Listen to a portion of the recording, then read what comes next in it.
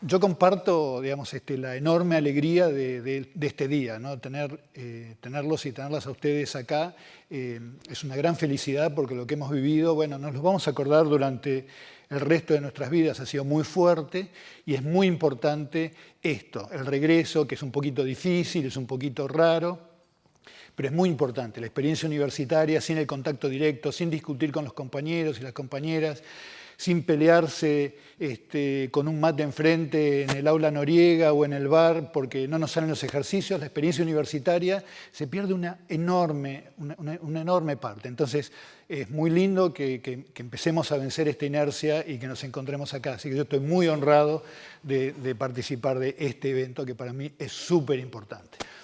Así que lo vivo con mucha alegría. Además, cuando me invitó Patu a dar esta charla me sentí particularmente contento porque una carrera nueva en una institución como Exactas es un evento muy importante porque significa que estuvimos escuchando qué es lo que le pasa a la sociedad, qué es lo que necesita, qué le pasa a la ciencia, qué está pasando en la ciencia y que un grupo de profesores se comprometa en generar una alternativa académica nueva. Y ustedes son privilegiados de estar cuando existe una gran mística en la generación de una carrera. Y la participación de ustedes va a darle una impronta también. Entonces, que ustedes participen, que vengan a las charlas, que pregunten, es muy importante. O sea, ustedes son tan importantes como los que están armando esta carrera en que esto sea un proyecto distinto. Y el hecho de que esta carrera esté en Exactas le da un perfil que nadie más puede tener en Argentina por ahora, porque ustedes van a estar en una facultad donde van a estar coexistiendo con biólogos, físicos, cientistas atmosféricos, matemáticos, y eso es un gran privilegio. Así que bueno, aprovechenlo, yo estoy muy contento de estar acá y ser parte de este modo, compartiendo una mirada sobre el asunto. Entonces, vamos a empezar con la charla. Y bueno, el título es un poco provocador, es si la ciencia de datos se va a llevar puestas a las ciencias tradicionales, y una manera de dar la charla es decir, no, gracias por haber venido, pero que no llueva, no se lo van a olvidar más. Pero, por supuesto, no vamos a hacer eso porque hay un pero, y el pero es muy importante. Yo creo que las ciencias de datos van a modificar muy profundamente, no solamente nuestra vida en general, sino la manera en la que hacemos ciencia. Y yo quisiera hablar un poquito sobre eso, sobre mi mirada sobre el asunto. Lo más interesante es que nosotros nos imaginamos que el problema de ciencias tradicionales y datos es un problema reciente, es un problema que, si quieren, surge ahora que tenemos esta enorme capacidad para almacenar, procesar datos, que de alguna manera estoy simbolizando acá con esta terminal, pero en realidad es un problema muy viejo. Y yo quisiera ir hacia ese punto para empezar a analizar la relación entre las ciencias tradicionales y la ciencia de datos.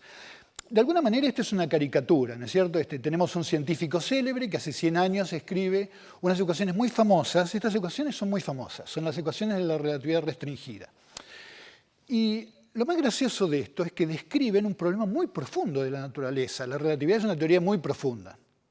Y esas ecuaciones describen algo muy sencillo, que es cómo hay que convertir las coordenadas entre dos sistemas que se mueven a velocidad constante para que la velocidad de la luz valga lo mismo. No importa. Es una pregunta súper sencilla, se puede decir en una frase. Imaginar esa pregunta fue muy difícil y tiene mucha historia, pero el tipo resume un montón de experimentos y un montón de cosas en una pregunta muy sencilla, la resuelve algebraicamente en su pizarrón, y esa es, de alguna manera, el paradigma de una ciencia tradicional, o una de las maneras de concebir la ciencia tradicional.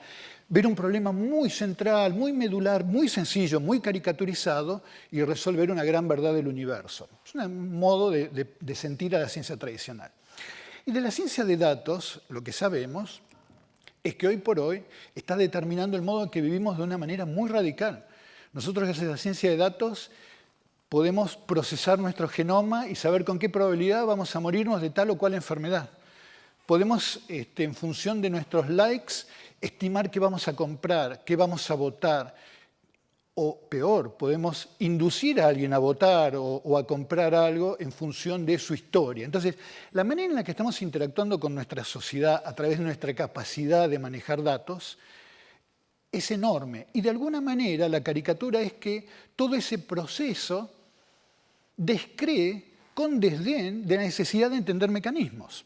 O al menos puede ser exitosa en sus objetivos sin necesidad de plantearse dilucidar estos grandes mecanismos. Entonces, la manera en la que vamos a interactuar con la naturaleza ahora que podemos manejar datos de manera masiva y de modo muy efectivo, hacer predicciones muy precisas, obviamente va a afectar la manera en la que interrogamos e interactuamos con la naturaleza.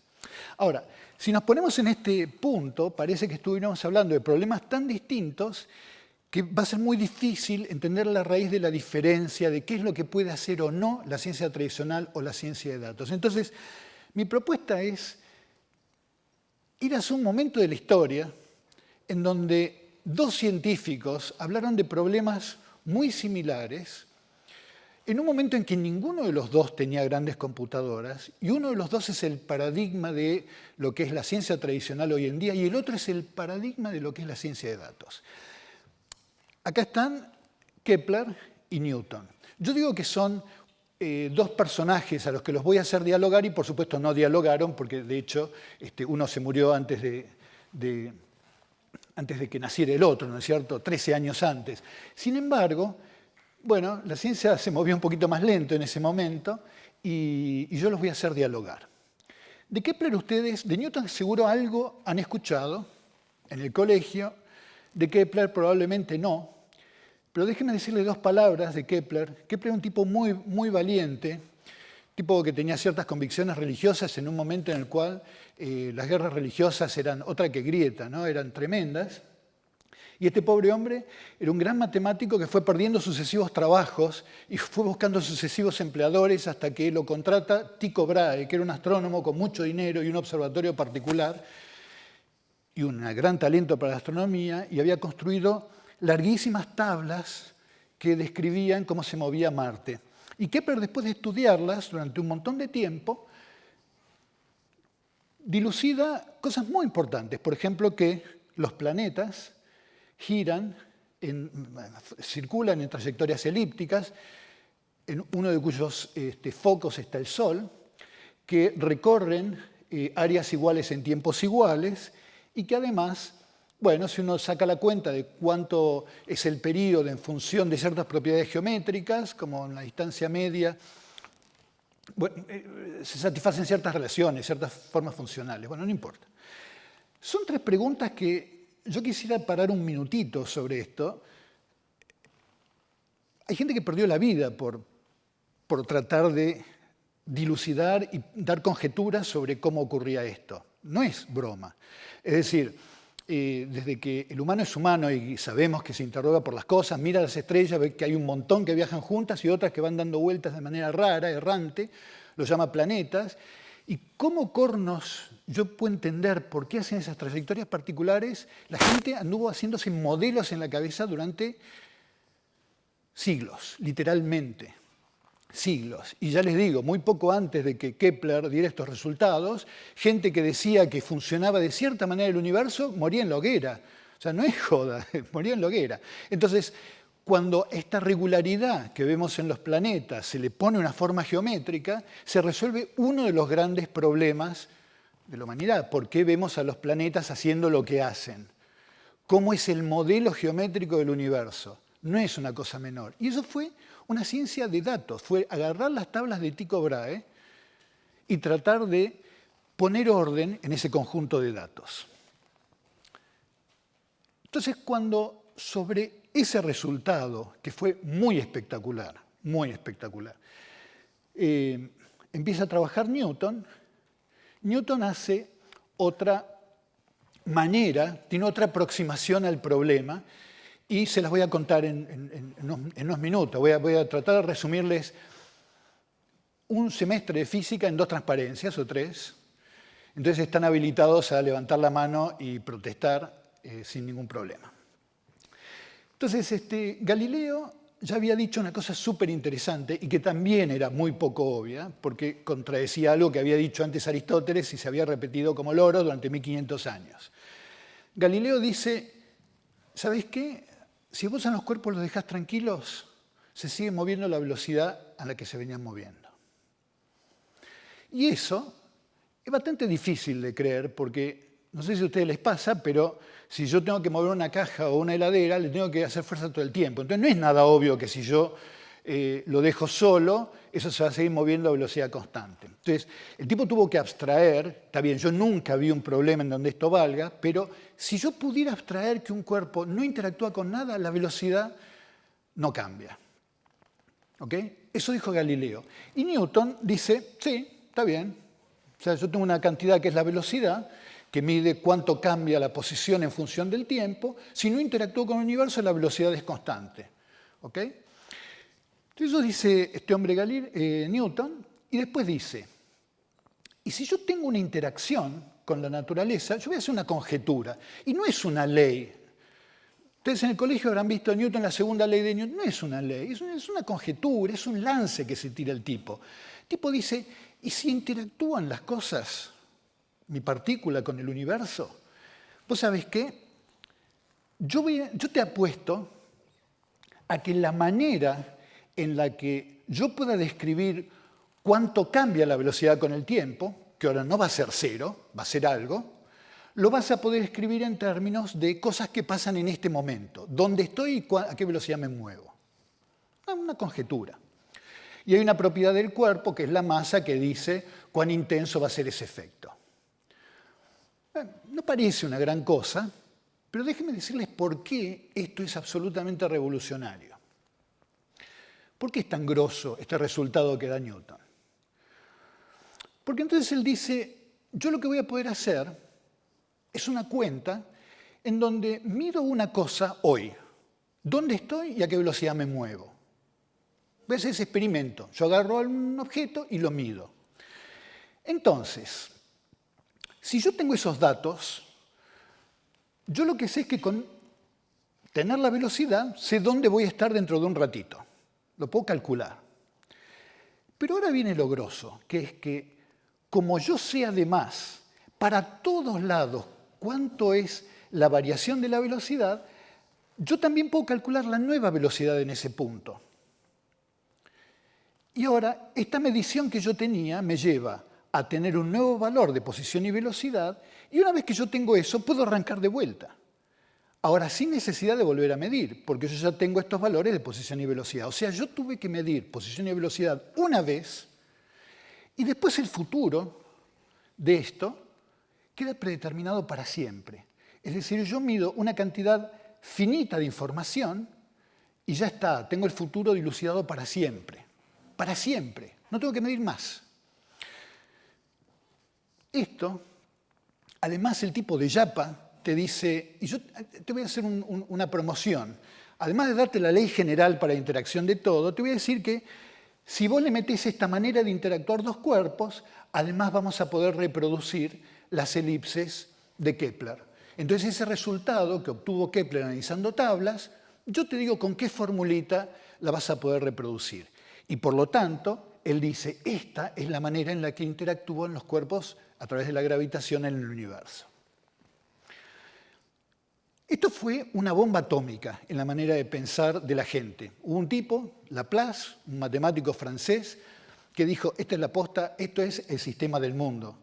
De ahora en más lo único que tiene que hacer la gente es experimentos para ver cuánto vale esa función, que en el caso de gravitación valdrá 1 sobre x cuadrado y en el caso de cualquier otra cosa, alguna otra cosa, y medir condiciones iniciales. Y ya está. El futuro del mundo está totalmente determinado. Eso se llamaba determinismo laplaciano. Y fue una bomba atómica, porque dijeron, chao, se acabó el libre albedrío, la ciencia descubrió que, nada, hay un determinismo absoluto. Y esto, por supuesto, tuvo ondas expansivas en muchas disciplinas científicas. Acá les estoy escribiendo un sistema dinámico, o sea, un conjunto de ecuaciones donde tengo tasas de variación de variables y funciones. Esto lo sacaron dos tipos, Hodgkin y Huxley, haciendo experimentos con neuronas, y describen Las neuronas son células especializadas en el cerebro, que se conectan a través de la liberación de ciertos químicos, y hasta donde nosotros entendemos, cualquier manifestación de nuestros pensamientos, nuestras ilusiones y demás, es un emergente de la actividad coordinada de esas neuronas. Entonces no es broma, porque aparentemente, según esta gente, la dinámica de cada una de esas neuronas es una ecuación como la de Newton.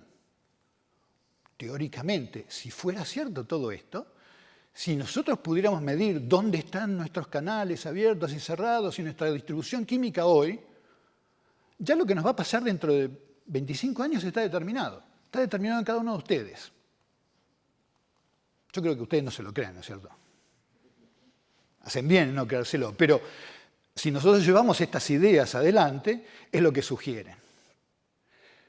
Vamos a hacer un par de aclaraciones para que no me reten, porque esto se está transformando mucho en una clase de física, lo cual, parte bastante de física va a tener que hablar porque es lo que yo más cómodo me siento. Vamos a hacer dos aclaraciones antes de seguir. Primero, no todo modelo es escribir una ecuación. Eso antes que nada. Hay muchas maneras de decir que es un modelo.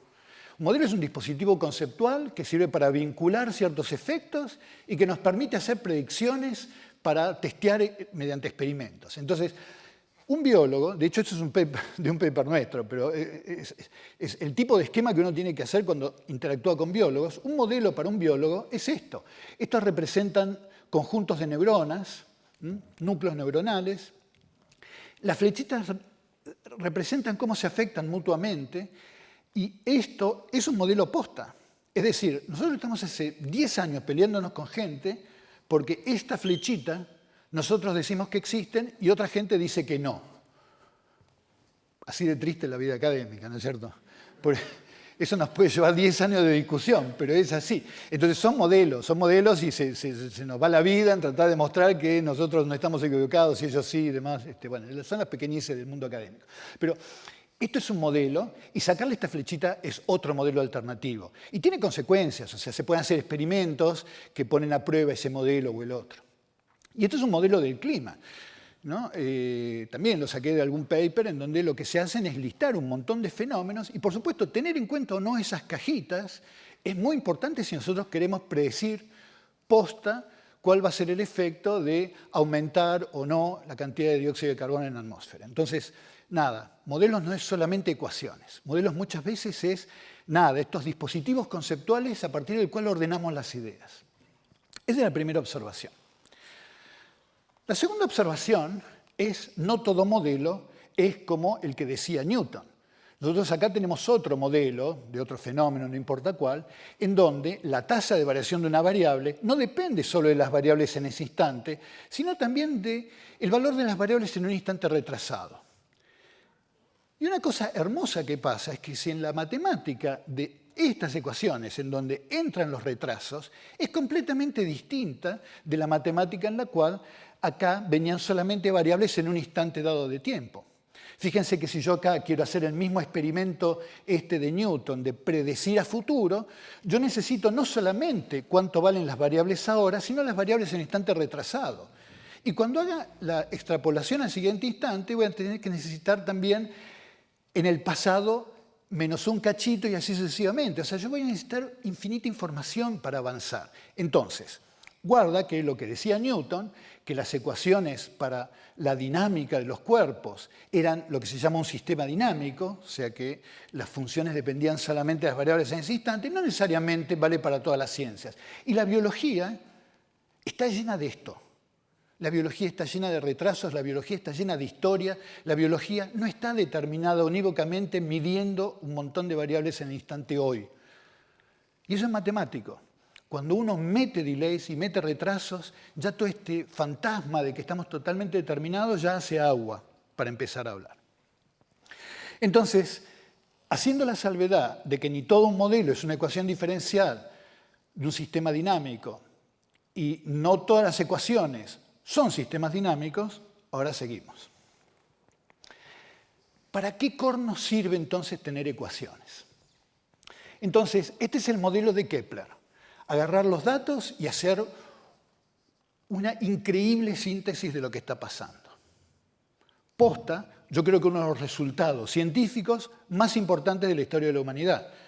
De vuelta, si uno piensa cuánto tiempo le dedicó la humanidad a resolver ese problema y cuánta gente fue puesta en la hoguera por decir las cosas correctas o incorrectas del momento, yo creo que no hay pregunta más urgente en su momento. Y después tenés la aproximación de Newton, que es escribir una ecuación. ¿Qué puede hacer una aproximación o la otra? ¿O qué no puede hacer una aproximación y la otra? Yo no sé cuán tímidos y tímidas están. Si yo les digo que se tiren un lance, ¿se van a quedar callados e intimidados o tienen ganas de tirarse un lance? Ahí está, un lance. Claro, me imagino que el modelo de Kepler no puede ser tan determinista como el de Newton, o sea, no puede determinar dónde va a haber una partícula en cada momento de distancia. Bueno, ahora vamos a ver, voy a tomar esa conjetura. ¿Alguien más que diga?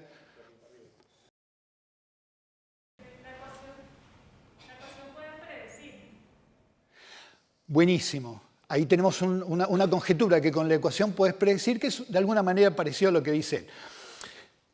Vamos a ver, vamos a analizar las dos respuestas. ¿Alguien más quiere tirarse un lance? Ahí está.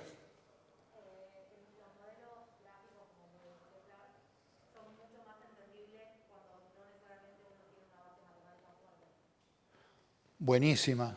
Ok, entonces acá tenemos una que está buena, que es, a mí me encantó, eso me dice algo que yo puedo entender, es una elipse, eso yo lo puedo entender. Y la ecuación no sé cómo leerla. No tenemos ni idea. Vos agarrás una ecuación diferencial y decís, ¿tengo una idea cualitativa de todo lo que está escondido en la solución de ese problema? No. Así que tu punto es re valioso. Este modelo te da algo de lo que agarrarte y entender y del otro no sabemos. A lo mejor lo que dice la compañera, yo puedo predecir con las ecuaciones. Ahora, te voy a dar una sorpresa, mira. Y para todos los demás, esto no estuvo preparado. Vos sabés que ni bien intentás hacer la variación siguiente del problema de dos cuerpos de Newton, o sea, ponés tres cuerpos a interactuar gravitacionalmente, aunque tengas las ecuaciones, no vas a poder predecir. Porque es tan hipersensible a las condiciones iniciales, ese problema, el problema de tres cuerpos, que si vos agarrás un par de condiciones iniciales, como siempre vas a truncar a un nivel finito, esa pequeña diferencia que existe entre dos corridas va a hacer que en el largo plazo las evoluciones son distintas. Entonces, vos, aunque tengas las ecuaciones, hay un montón de problemas en los cuales la irregularidad interna hace que vos no puedas predecir. Y hace 2 o 3 semanas le dieron el Nobel a 3 personas que justamente trabajaron con esos problemas. Manabe, Hasselmann y Parisi. Fueron 3 científicos que analizaron problemas distintos, 2 de la atmósfera y otro unos modelos matemáticos de juguete, en los cuales, aunque vos tengas determinismo y tengas ecuaciones, no vas a poder predecir. Entonces, sorprendentemente, aunque tengas las ecuaciones y las puedas integrar, no vas a poder predecir, lo cual hubiera sido una gran cosa que tal vez le hubiera ganado al tener una representación geométrica intuitiva del asunto. Respecto del tema de las predicciones, las leyes de Kepler, una de ellas te dice que áreas iguales se recorren en tiempos iguales, entonces si vos midieras las áreas podrías hacer una evolución dinámica, o sea, de algún modo esas también eran predictivas. Entonces, ya tenemos un par de cosas buenas de un método y del otro. Me parece que nos está faltando algo, ¿no? El de Newton le está faltando algo. Porque al menos el de Kepler es geométrico y se entiende. Además, en términos de predicciones, todos ustedes van a ver en la carrera unos objetos increíbles, alucinantes, que se llaman redes neuronales. Y las redes neuronales son dispositivos de unidades que uno puede entrenar con pedazos de datos y llevar a cabo predicciones muy precisas.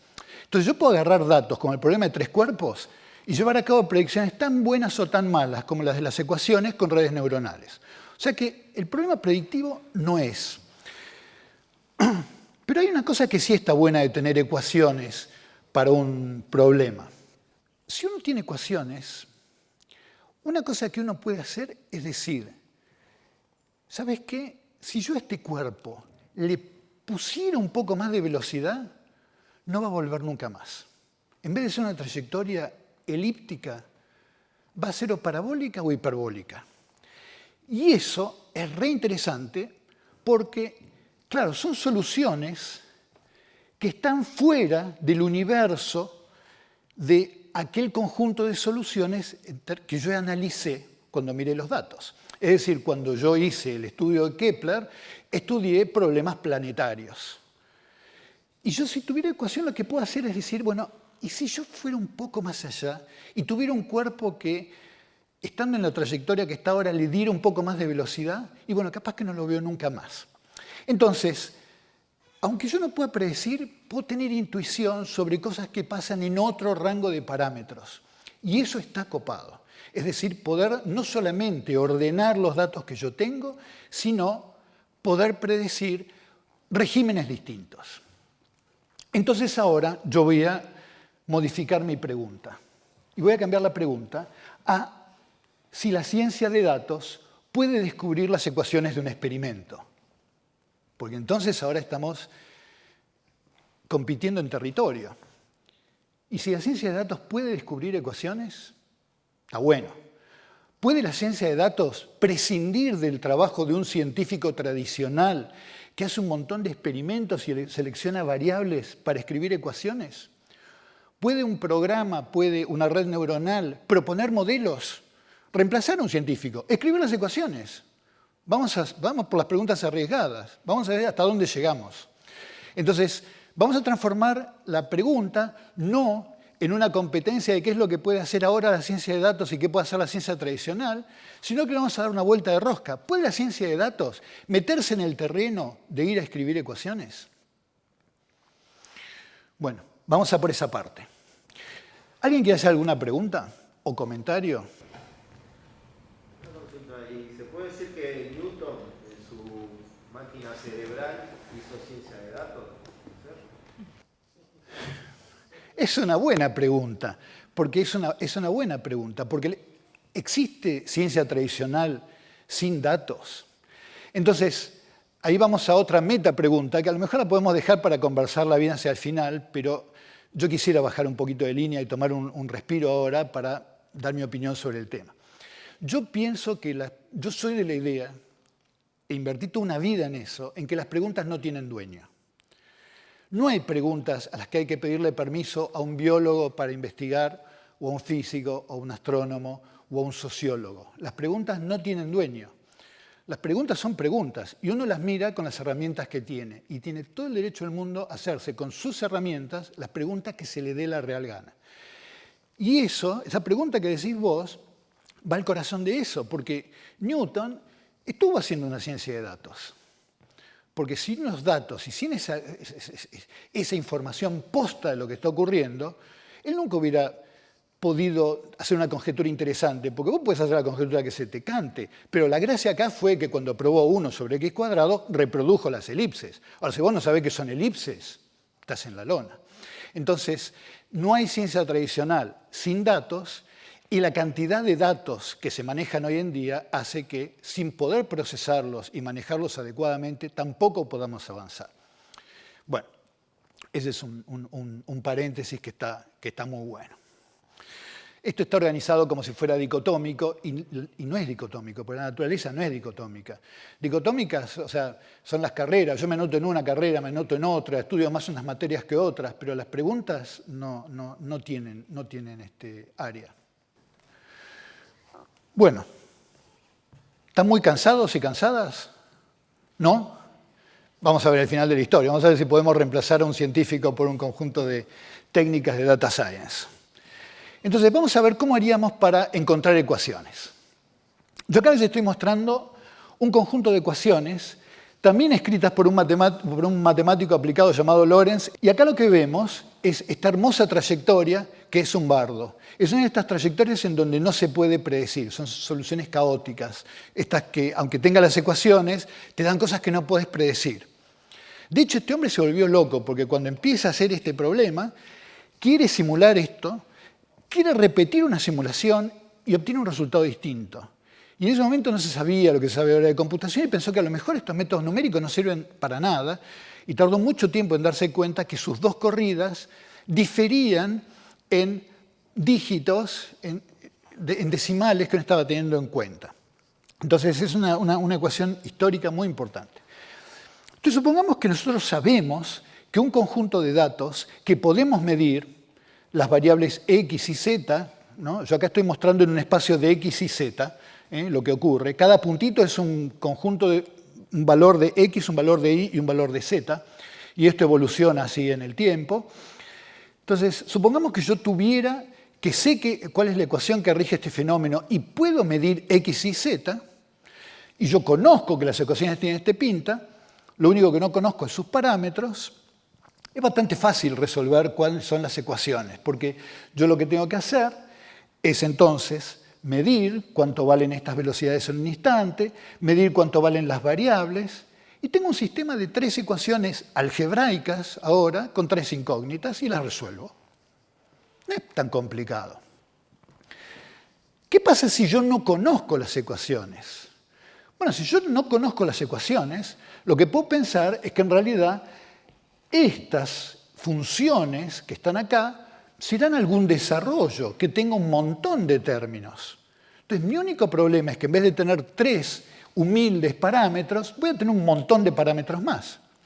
Pero conceptualmente tampoco es una historia, porque si yo tengo que dilucidar estos parámetros, tendré que medir las velocidades, medir las variables x y z, tantos puntos como yo necesite.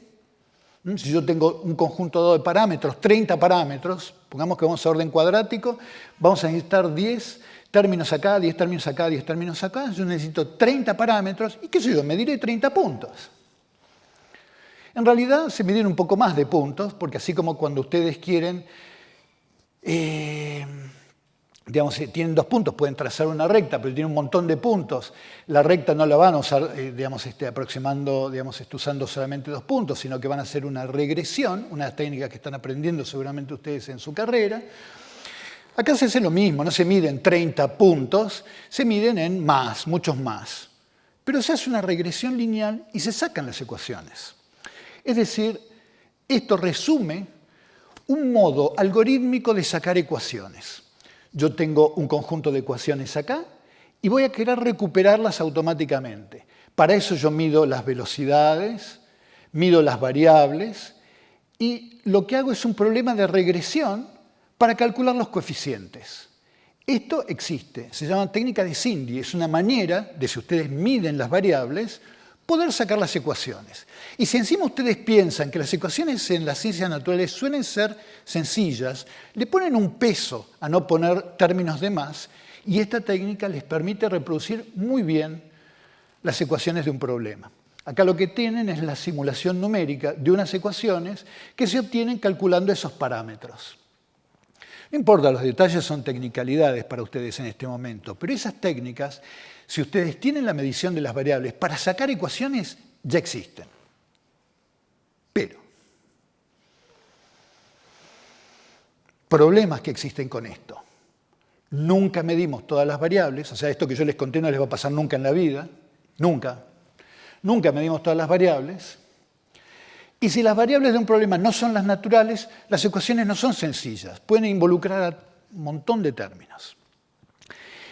Entonces, déjenme contarles que, en el fondo, las ecuaciones a veces en las ciencias naturales convencionales parecen sencillas porque hay muchos años de ingeniería para ver cuáles son las variables importantes de un problema. Y por eso cuando un cientista de datos o un matemático aplicado quiere resolver un problema, tiene que hablar con el de la disciplina tradicional para tener una idea de ingeniería de variables. ¿Qué vale la pena medir? ¿Cuáles son las cosas que pueden estar compitiendo y siendo importantes? Saber hablar en la interdisciplina es muy importante.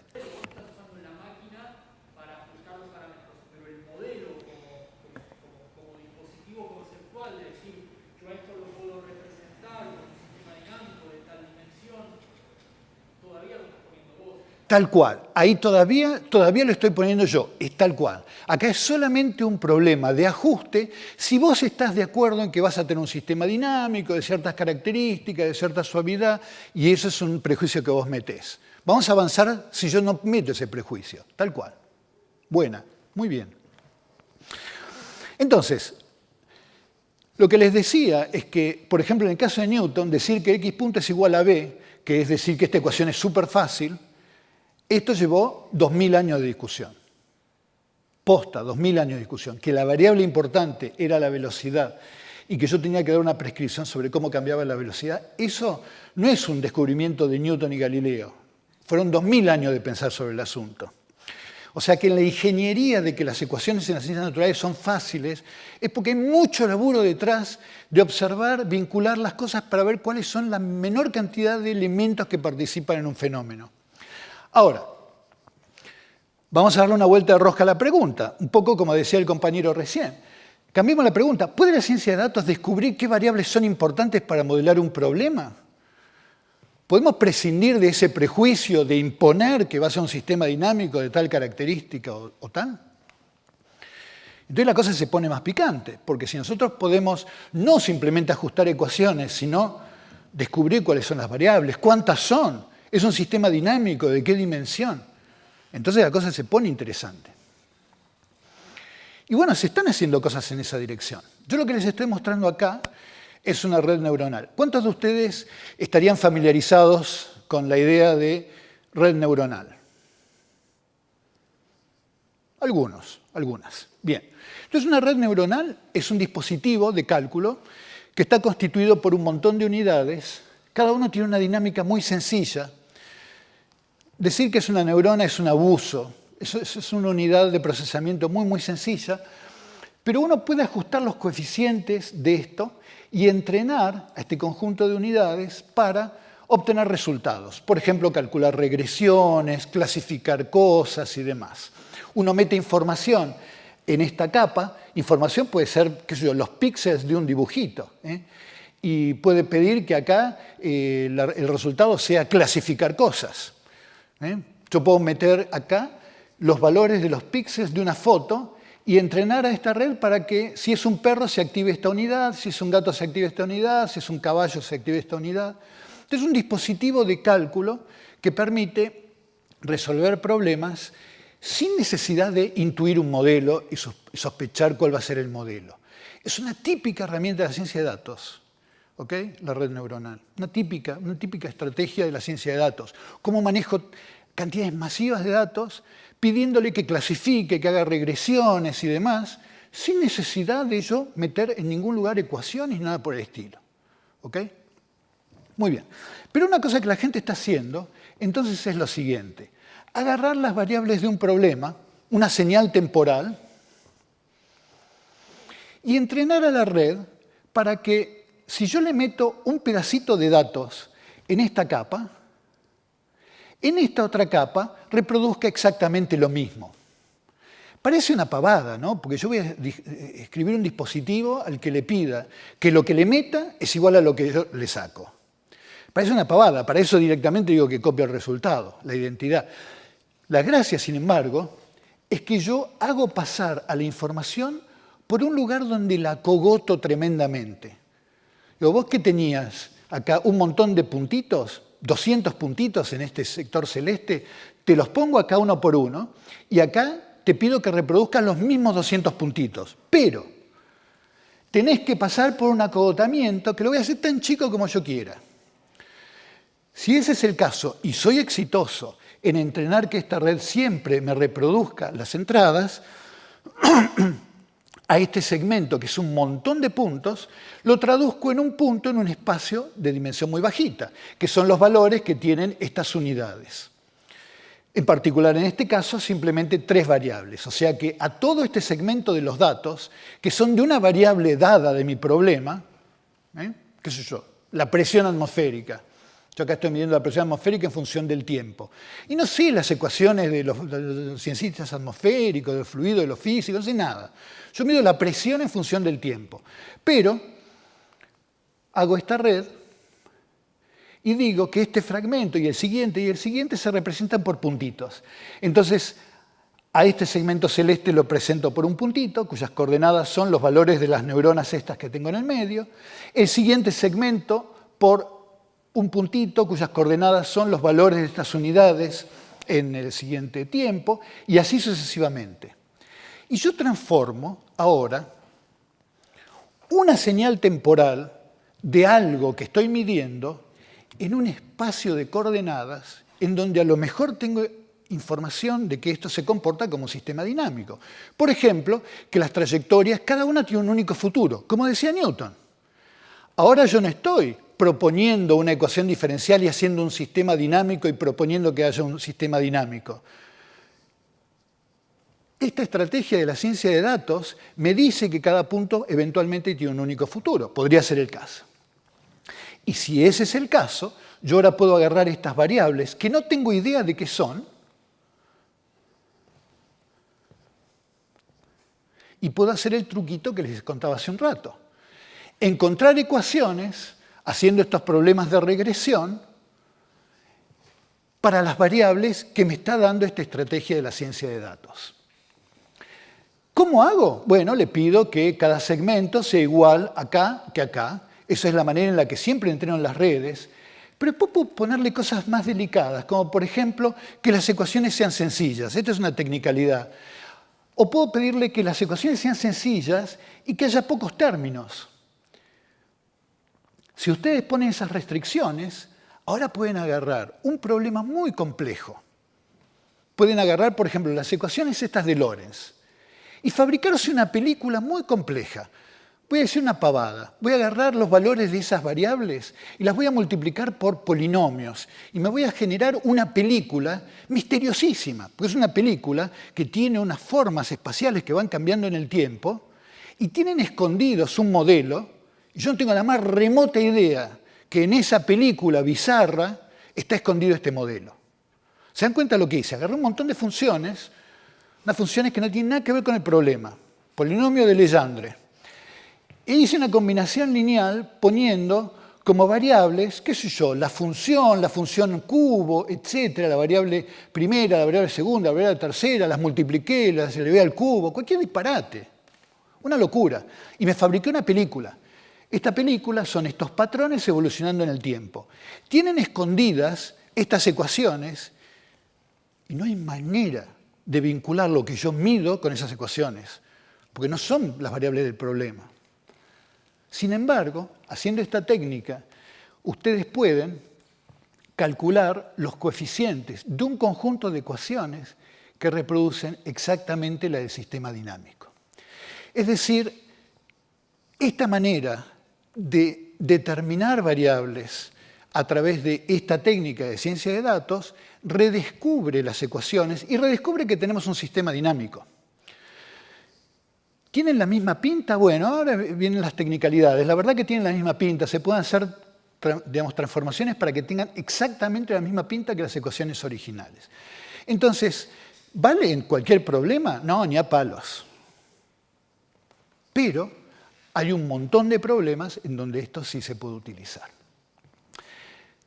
Y lo más curioso, y acá es una pregunta para los matemáticos, esto es una cosa que nosotros estuvimos trabajando hace un tiempo.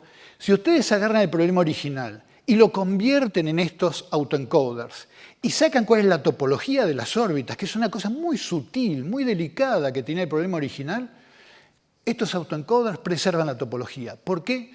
Vaya Dios a saber. Necesitamos un matemático que nos lo explique. Pero estas técnicas de datos hacen embeddings no lineales que satisfacen las mismas propiedades que el sistema dinámico original. Bueno, yo les estoy contando resultados de hasta ahora. Este es un problema que está evolucionando. Ustedes van a terminar sabiendo mucho más de este problema que yo, mucho antes. O sea, ustedes van a saber mucho más de este problema antes de que yo avance un épsilon en esto. Entonces, la ciencia de datos, lo que es seguro es que llegó para quedarse. Tiene herramientas nuevas, tiene aspiraciones nuevas y tiene la irreverencia que tiene que tener toda disciplina joven. Toda disciplina científica, cuando nace, es irreverente, es irrespetuosa. Se quiere llevar puesto a todo lo que existe hasta ese momento. Es así, es la naturaleza del pensamiento humano. Y así tiene que ser. ¿Reemplaza la ciencia tradicional? No. Es decir, la ciencia tradicional va a tratar de seguir buscando mecanismos elementales, va a tratar de buscar la variable más relevante, va a tratar de entender los modelos. Y si ustedes tienen que estudiar un problema, más les vale aprovechar la experiencia de los que saben de ese asunto, porque van a ganar un montón. Ahora, es un no, pero tampoco se puede seguir haciendo ciencia sin las herramientas y sin el conocimiento y sin la convicción de que tenemos accesibles una cantidad de datos que cuando yo empecé a hacer ciencia ni soñaba que se podía tener sobre cualquier problema. Mi propio laboratorio genera mucho más datos de los que yo puedo analizar. Y yo sé que hay un montón de preguntas que me vengo haciendo hace 20 años que están escondidos en esos datos y que simplemente no los estoy pudiendo procesar. Entonces, más vale que no se den la espalda una a la otra. Bueno, ¿puede reemplazar al científico en el diseño de variables? ¿Puede dar lugar a la generación automática de modelos interpretables? Bueno, a mí me gustaría poder decir que no, pero no estoy muy seguro. Yo creo que sí. Yo creo que va a poder generar la ciencia de datos modelos interpretables y lo que les estuve mostrando va en esa dirección. ¿Está resuelto el problema? No. ¿Vale para todos los problemas? No. Capaz que entre ustedes está quien resuelva estas cosas, pero hay pasos en esa dirección. Bueno, este es importante. Digamos, yo acá estoy resumiendo 20 años de dramática carrera académica. ¿Qué quiere decir con esto de dramática carrera académica? Yo trabajé muchos años de la física, pero hace muchos años trabajo en el tema de la biomecánica y la neurociencia de la producción vocal en aves, o sea, la neurociencia del aprendizaje en pájaros. Y trabajo en un laboratorio de física, en un departamento de física. Las que pasé, las de Caín, con evaluadores, con colegas y demás, porque la interdisciplina es compleja. Entonces yo acá les estoy resumiendo 20 años de padecimiento en este tema. Primero, toda interacción requiere escuchar. Yo cuando empecé a trabajar con biología, partí del prejuicio que los biólogos no sabían matemática y por lo tanto estaban allá.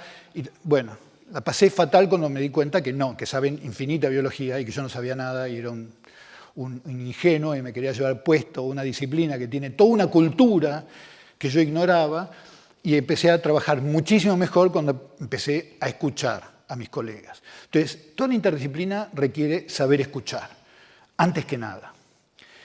Pero al mismo tiempo, reconocer que ninguna pregunta tiene dueño. O sea, hay que entrar respetuosamente en las disciplinas y preguntar todo lo que uno no sepa.